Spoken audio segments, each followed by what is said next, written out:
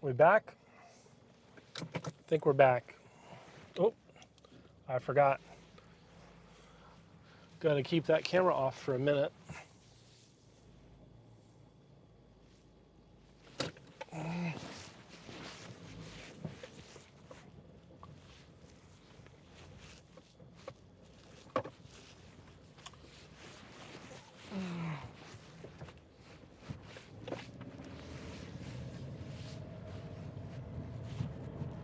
We are back and we are going through the area.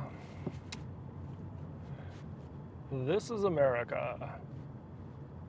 And I'm going to set my navigation to my destination.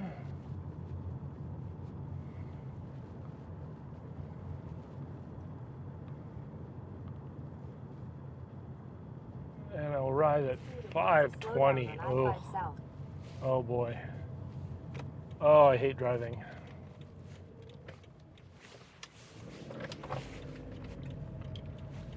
I hate so much driving.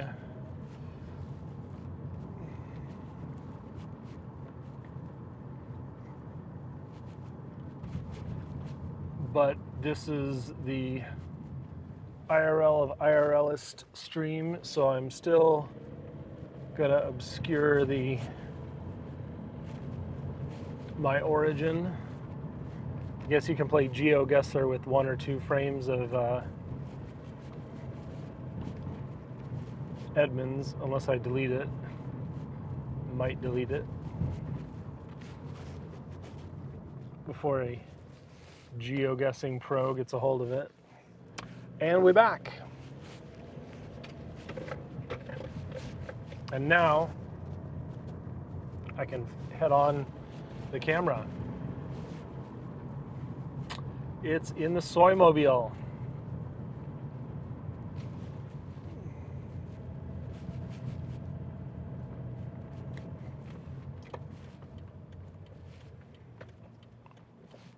$5.20. Provide my ETA there.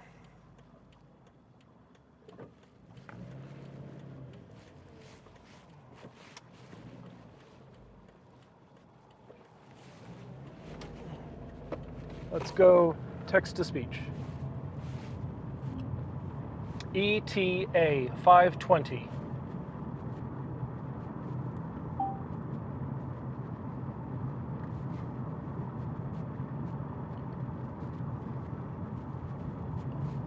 So what are we gonna do for reacts? Let's go to, yeah, here's a stop sign and stop light. And I can put something on. What am I on? Seattle? Right. So let's look for nuclear debate. You know what? That's boring. Degrowth debate.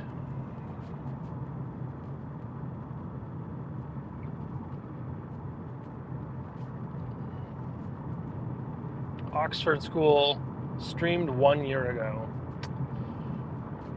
Why you're wrong about degrowth. Let's try that. 10,000 views.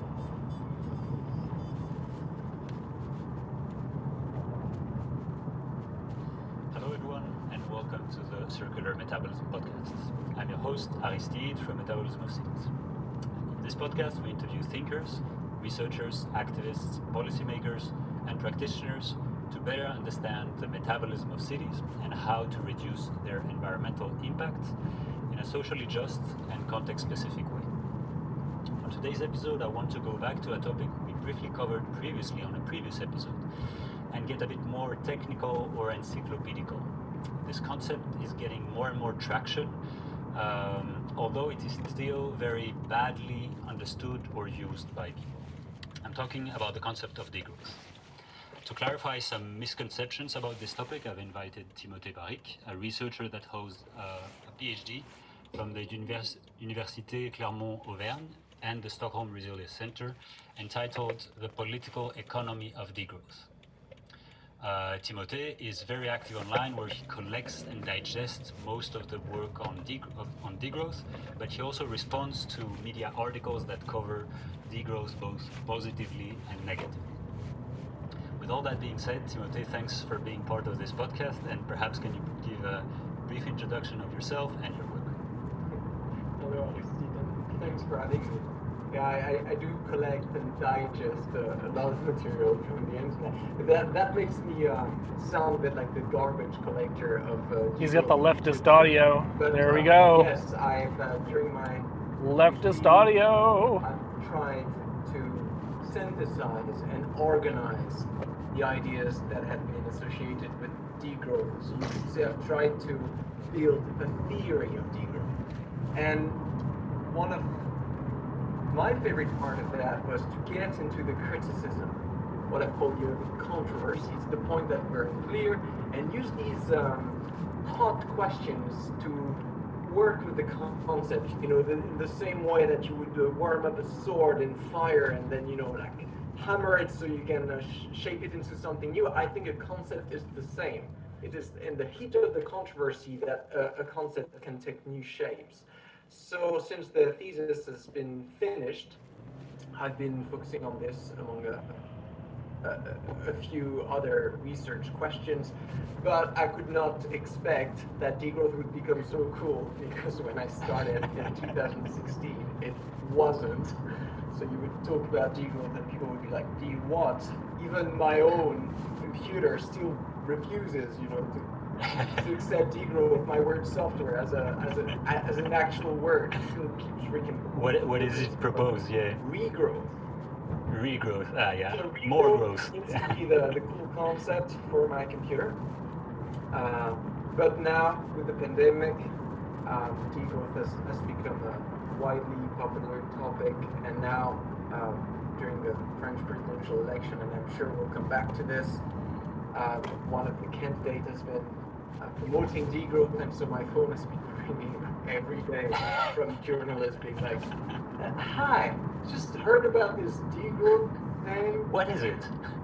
Could you just summarize in like 30 seconds your 800 pages thesis, please?" So I get this one every day. I'm getting better at it. So what's the latest 30 seconds you've given to a media? Oh no, I should have noticed that. Actually, it's widely different answers depending on who's calling. When an economist is calling, I had like an economist journalist from TV wanting to, that they're going to film the 3-minute little explanatory videos about degrowth, and then they were just like, okay, how do I explain this to an economist? It's not the same way you would explain it to a sustainability scientist or to just a mainstream politician or something. I'm not going to make that turn. But that's what I like about the concept. There are many different entrances. Ridiculous it's like a house. turn. One concept is always like a house. Whenever you do theory building, Yeah, can you turn up exactly here? like building a house. And when you have a house, you can enter by one door, by one window. You can do things. You can store things in that. And degrowth is a bit like that. It's a house with many entrances that contain furniture and many different things, and it's a house that has been, on construction and redesigned. And so there's a lot to be used to discuss. A lot of discussion can be hosted in that house. And the way you decide to define it in the first place can either stimulate an interesting and new discussion or just shut it down. So when journalists come to you and ask like, okay, so I had this one a few days ago. Okay, so I'm... Take the U-turn to 244. You and your friends... To I-5. Tell me if I'm wrong. Your friends. Yeah, you're advocating for a permanent recession in the world. Am I right? So you do that. So why? Like, well, this is the worst question I ever received. You're like, okay, well, there's so much permanent recession. But where do I start now? So not bad. So it's like, maybe Tim, you hate people. Why? Explain us it in 30 seconds.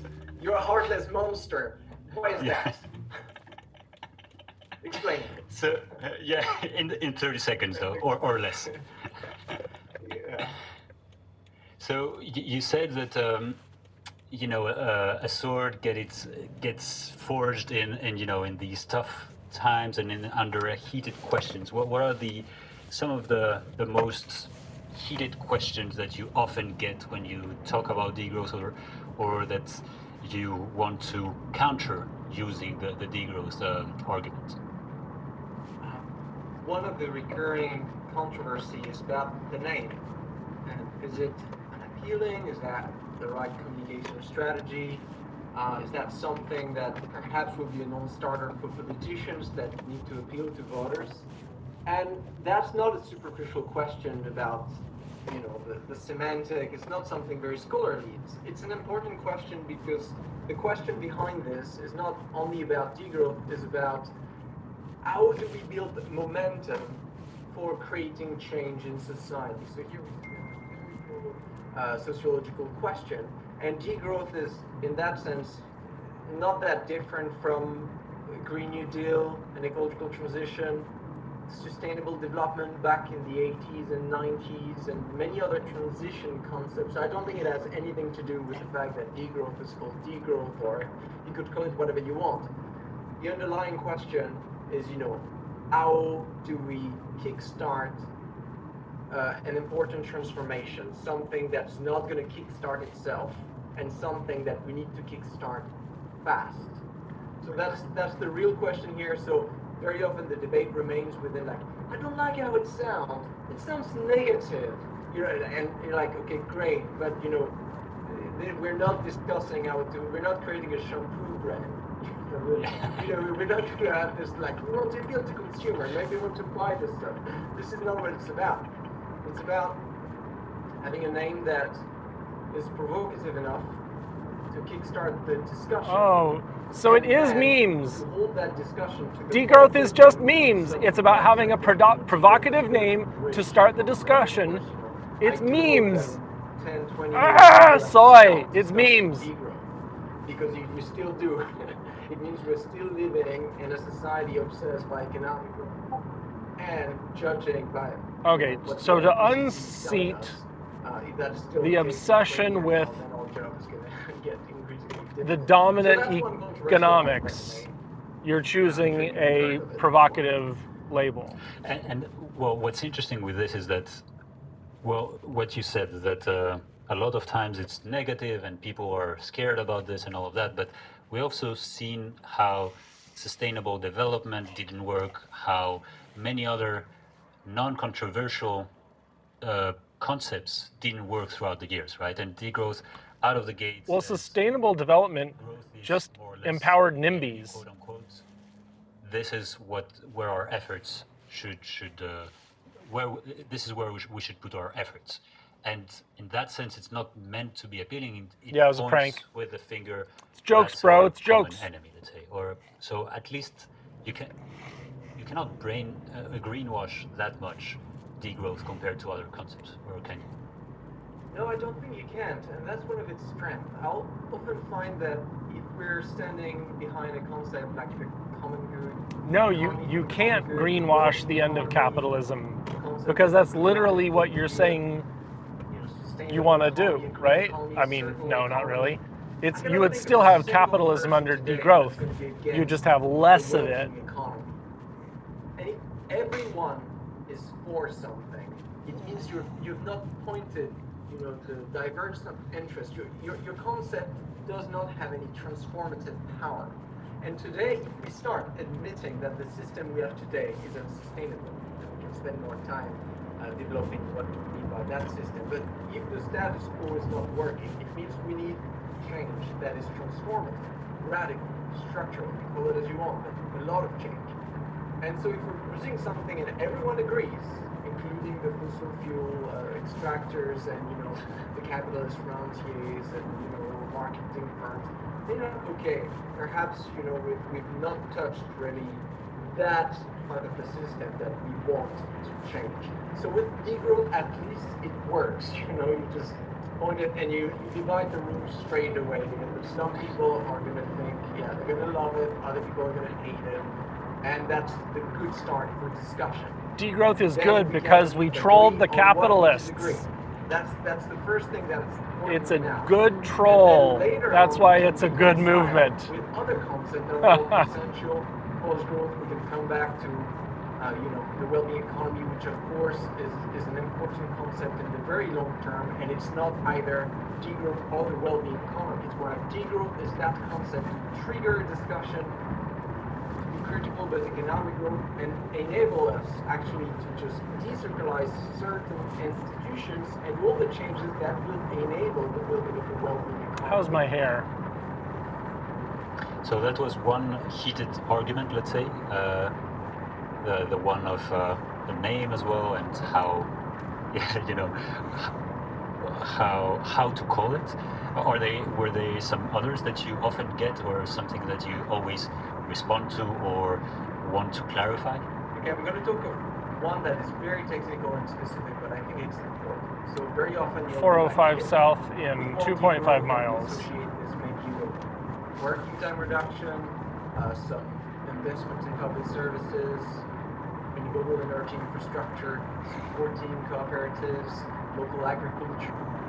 So a lot of changes, and people will be like, how do you finance this? Where do you find the money?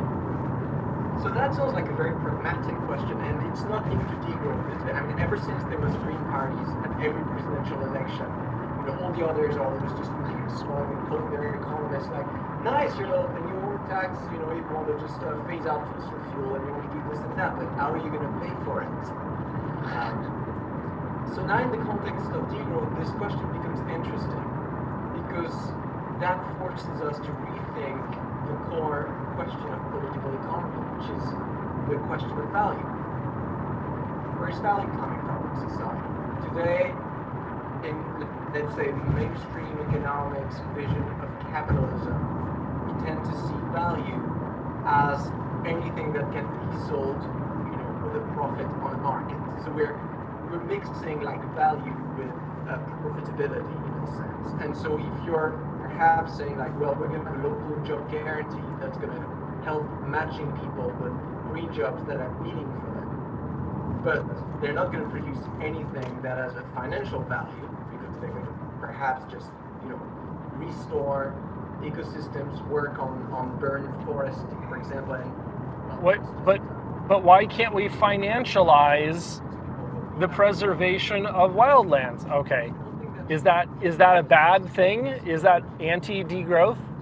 Is degrowth about industry, or is it about finance? Okay, this is driving me nuts. I gotta pause. This is so driving me nuts. Degrowthers cannot point to whether decoupling of financial markets from physical goods is a positive or a negative. Jason Hickel says, oh, that is fake GDP. So when the third world has a depressed GDP compared to America, that's because America's GDP is fake, right? And so the real GDP of the developing world is actually not so bad. You can live on a subsistence farm and you can actually support yourself, right? That's great. It's just, it's opaque to the financial sector, so we don't count it. That is, in essence, Jason Hickel's argument about GDP. GDP is fake. Don't pay any attention to it.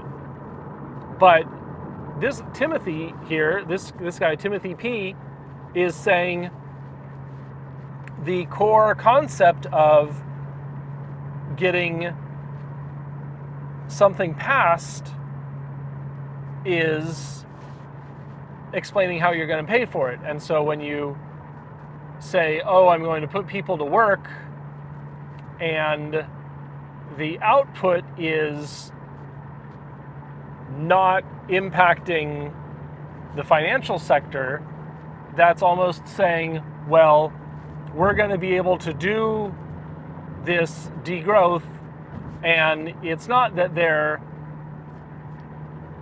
contributing parallel to the industrial economy, they are oblique to it. They are not even touching on the idea of GDP. So maybe I need to re-listen to that. I'll back up just a little bit, and if I can do this safely, yes, I can. I got a nice control surface here.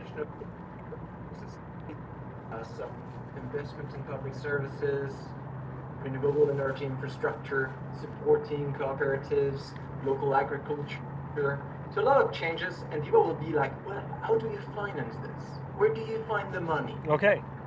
So that sounds like a very pragmatic What about question, the and money? It's not new to degrowth. I mean, ever since there was green parties at every presidential election, all the others are always just looking smug and calling their economists like, nice, you're little, then you want to tax, you want to just...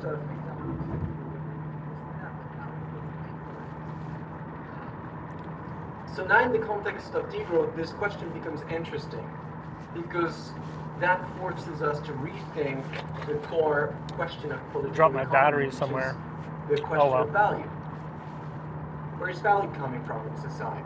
Today, in, let's say, mainstream economics vision of capitalism, we tend to see value as anything that can be sold, with a profit on a market. So we're mixing like value with profitability in a sense. And so if you're perhaps saying like, well, we're going to have a local job guarantee that's going to help matching people with green jobs that have meaning for them, but they're not going to produce anything that has a financial value because they're going to perhaps just, restore ecosystems, work on burned forest, for example. And you financialize it, right?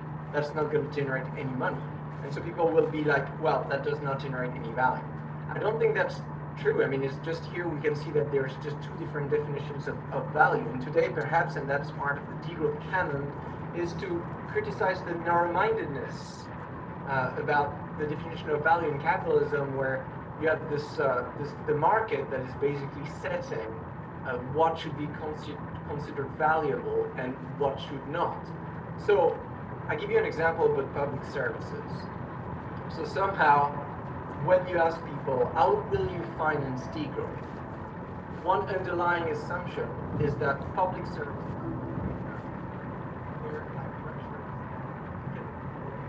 we can tax the value created in market activity. Income taxation, value-added taxation, taxing profits, all of this, the state function a tiny bit of that money and then can use it to pay for doctors and build hospitals. Let's do a land value tax, okay. And somehow onward we need to grow the market economy so that we can finance this activity through state taxation. But then, as an economist, you need to ask yourself, what's the difference in nature between a private production and public production? Because it's precisely the same. They each kind of mobilize some money in advance, pay some people to do some work, mobilize some natural resources, produce a service or a good, and then they sell it. Private production, you sell it on the market, then customers pay straight. Public production, customers don't pay, they get more or less free access to the service, but then it's paid with taxation. Macroeconomically, there's no differences between these two. You could have an economy that is fully private, an economy that is fully public, it would just work precisely the same.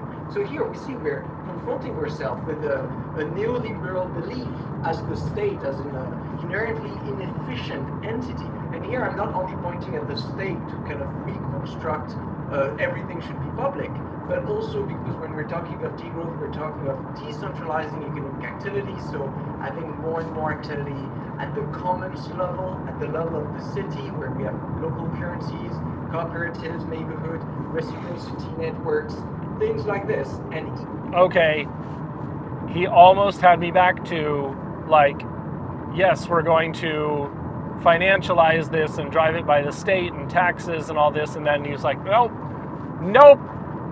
gonna not do that. We're not gonna do the thing that could possibly work.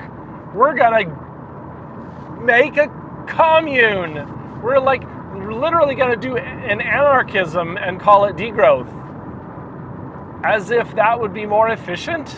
Holy shit, what? Okay.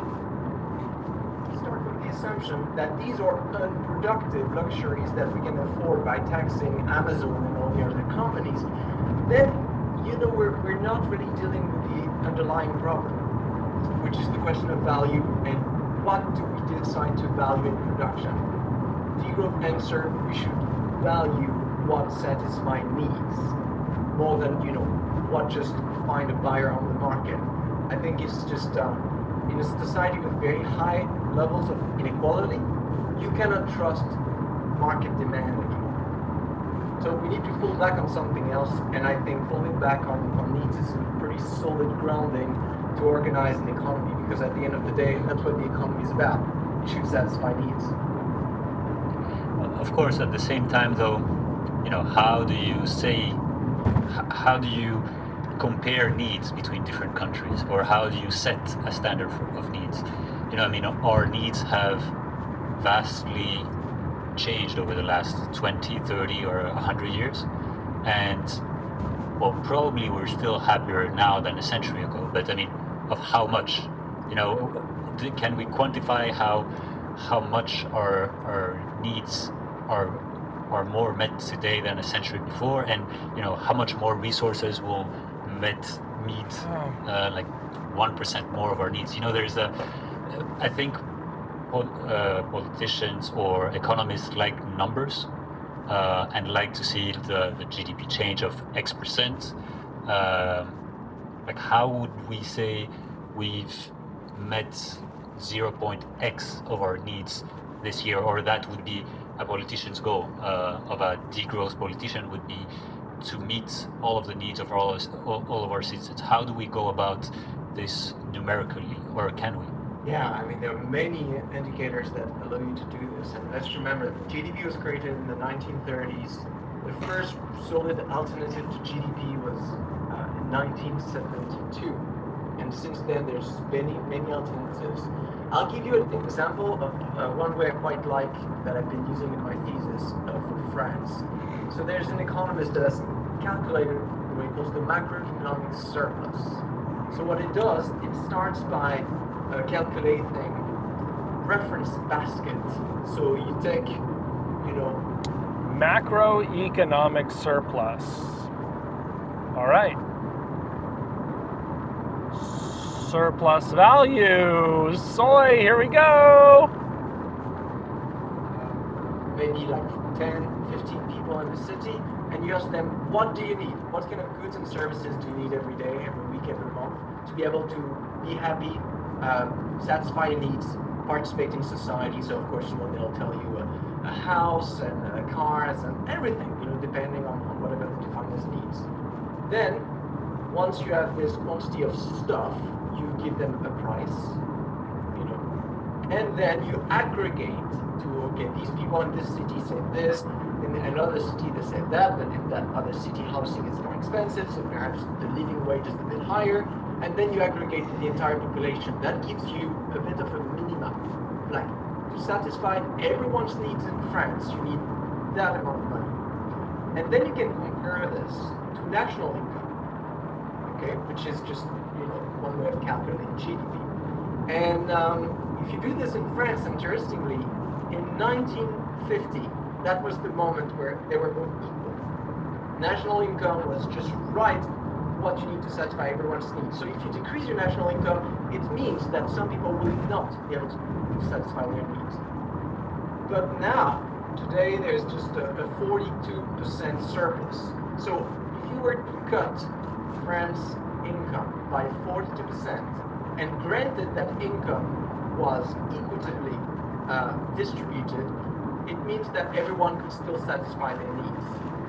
So that's one way. If you still want to play with monetary indicators, you can do this, but then we're leaving out a lot of different, let's say, non-monetary ways of satisfying needs, because at the end of the day, there's not some needs you don't satisfy with commodity. Okay, wait a minute. So if your macroeconomic surplus is bigger, isn't that good? If I can lose 99% of my income, or if the average person can lose 99% of their income and still have their needs met, we're in a socialist utopia, right? So I hope that's where this is going. The need for affection and conviviality and trust and all of this. So in part of all the new waves of alternative to GDP indicators, we have the data and we have the indicator to do this. I mean, look at the one in New Zealand, the well-being budget that they've been starting to use in 2019. 65 indicators, social, ecological, economic, with data on education, leisure time, trust, political participation, inequality, disposable income, and of course many others on measure of ecological sustainability. So if you still want, we will still be able to measure the performance of public policy, and even at the level of the city, if we assume that decision making will be decentralized for a municipality or for a neighborhood common, you can still measure these things. And actually that's what we do today. The only difference is today we still measure this. We measure life expectancy and health levels and education levels. All of this is better and better measured. But the shortcut we do as association is to assume that more GDP per capita is somehow correlated to more of these. Empirically, we know it's not true. Now we just need to do the extra step and be like, well, let's just not care about GDP per capita. Let's just, focus on the well-being with these indicators, and let's name this the objective of the economy. I've always been my utopian economy will be one where the main goal of the economy every year is to reach like a 2% decrease in working time. Every year, they would publish, the government would be, today we've reduced working time by, this amount of hours. That is the equivalent of, you can increase your nap time by 2.5, per day. And then the people would be, yes, more naps for people. I'll see you in a bit. I have to nap now. Okay. No, that here, I'm making a point about an economy. It's meant to economize. Like, it's a collective organization to satisfy needs, and so we should measure its performance with its ability to economize the use of resources. So, starting with the time, of course, the less we have to work, the more we can just not work and do whatever we want, which is great. And then the same thing, the less natural resources we use, well, then the less we take the risk. Okay, so does this idea relate to an implementation of degrowth, and is that implementation of degrowth compatible with preserving natural spaces? And so now he's sold me on a labor revolution, refinancialization in a way that favors labor, but is that compatible with environmental preservation? Degrading ecosystems, the more we... I'm gonna have to speed this up. I only got 6 minutes of driving left. Preserve natural resources for later. So of course, then there are other goals having to do with the quality of the process of production and conviviality and that, but deeply, if your economy requires year after year more resources to function, it means it's just losing in performance. Except, of course, if you're starting from a point where you don't have enough production to satisfy all your needs, then it's normal. Then that production increase to match it. But in our case, when it's like this, using more resources makes no sense whatsoever. So I guess that's another heated argument which always come to scene is that, oh yeah, degrowth, but what about countries that still have to meet their needs and all of that? And it's always the same. It's like, but degrowth cannot happen everywhere. But there's, I guess, people just read the headlines and don't see the entire picture of the entire text. And I guess no degrowth scholar ever says that a country that hasn't met its needs should not meet its needs, and we should just, instead of having 2 cars, we should just have 1 car. How do you find the patience to respond to these type of comments? Okay, so to realize how absurd that situation is, imagine I'm a doctor. I go online and I explain, I've been working on obesity for quite some years, and I'm explaining, I've realized that somehow if you're in a situation, if you're overweight, situation of obesity, reducing your intake of sugar and fats and different food can be a good way of losing weight. And then you have everyone attacking you being like, oh, right, so you want to shrink the body weight of just, thin children. You want everyone to lose weight. You want babies to lose weight. You're just mental. Soy! So that's the same thing here. It's absolutely the same. Degrowth since day one. So prehistory in the 1970s, and the concept itself since the beginning of the 2000s was always very specific to we need to reduce production and consumption in high income, high consuming countries. And we need to do so precisely because natural resources and ecosystem function are limited. And so if we want other countries in the world that have not reached that level of production to be able to increase it, we need to make sure that they have time, energy, and material. If we expropriate all of their natural resources and we keep them locked in producing, all the stuff that we consume enough, then there's going to be a bit of a problem. So the solution from the degrowth perspective is, this macroeconomic diet in ecologically fat countries has to enable the, let's say, availability of resources for... Okay, donut economy, we are finally getting there. It's like 20 minutes, 30 minutes into the podcast, and we finally hit donut economics. Diet in other countries. And here when I'm saying this, it's not meant to mean like, oh, the global south can just follow the path. When I say countries, they can define prosperity.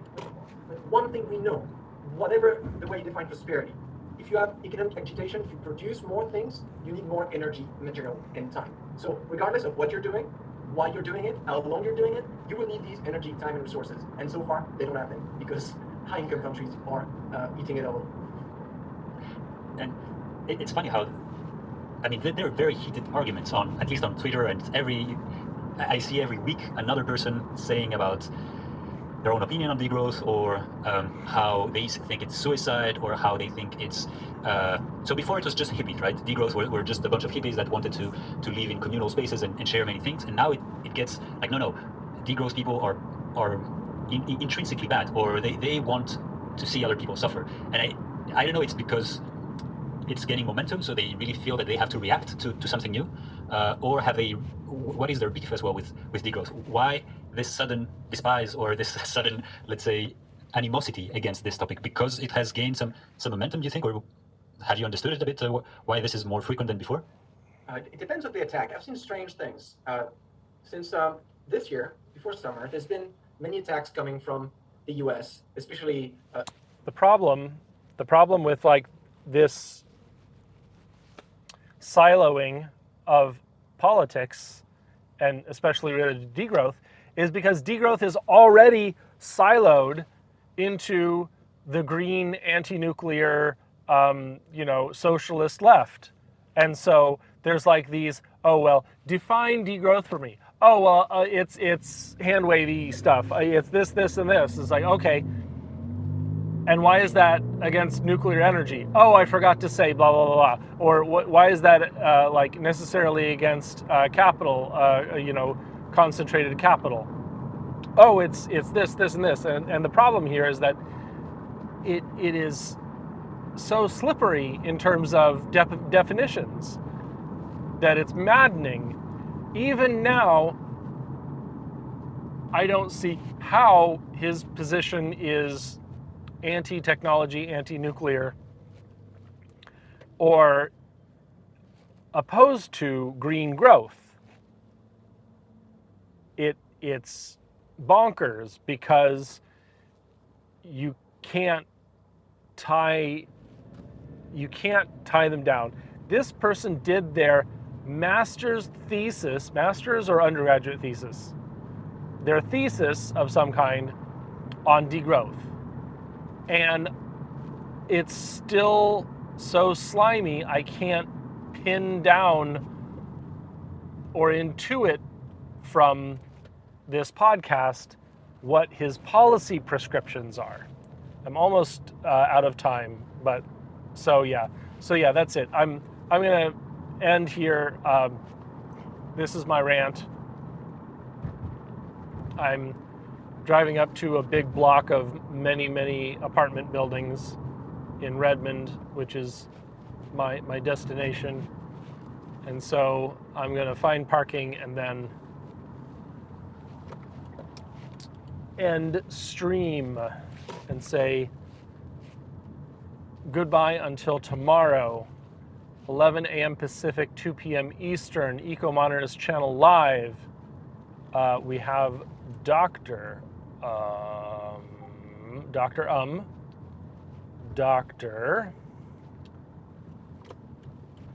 okay, looking for parking, that's what Doctor of.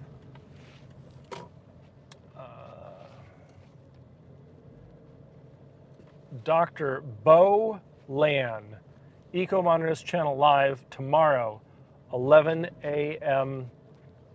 Pacific, 2 p.m. Eastern.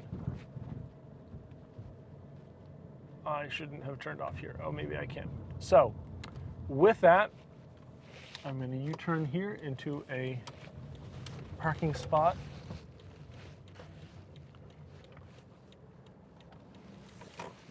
We'll say goodbye to stream.